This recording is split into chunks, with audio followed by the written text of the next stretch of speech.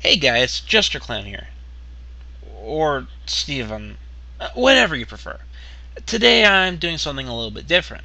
This is a video response to Mykle Hunter on Sonicschannel regarding the upcoming downloadable title Sonic the Hedgehog 4 Episode 2. But before I start, I want to give a proper introduction. You see, back in the 90s, Sonic and Sega were on top of the world, and one title that fans continue to praise to this day was Sonic's biggest and most adventurous title yet, Sonic the Hedgehog 3 and Knuckles.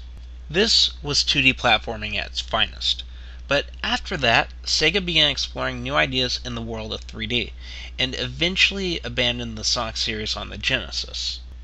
However, in the late 2000s, they started working on a sequel to one of their greatest games, and gave us Sonic the Hedgehog 4.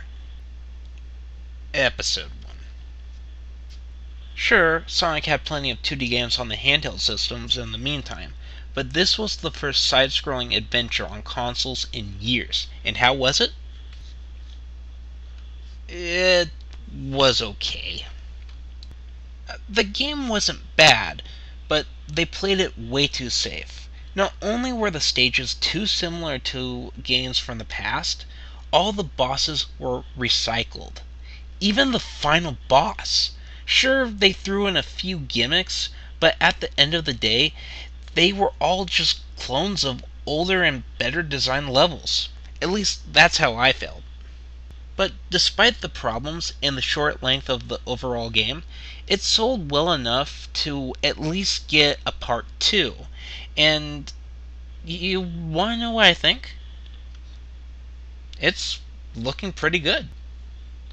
When I first saw the screenshots, I fell in love with this new look. While the first episode it looked nice, it really had a plastic look to it. And it had some stuff going on in the background, but it just didn't feel all that exciting. Whereas here, it feels alive. The rich textures, the coloring, the shading, it really makes it stand out this time around. Also, have a look at this. Original level design.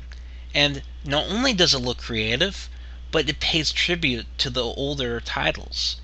So, what we have is new badnik designs, new boss battles, original levels, and Tails is back with a type of teamwork system allowing him to help Sonic fly, swim, and attack.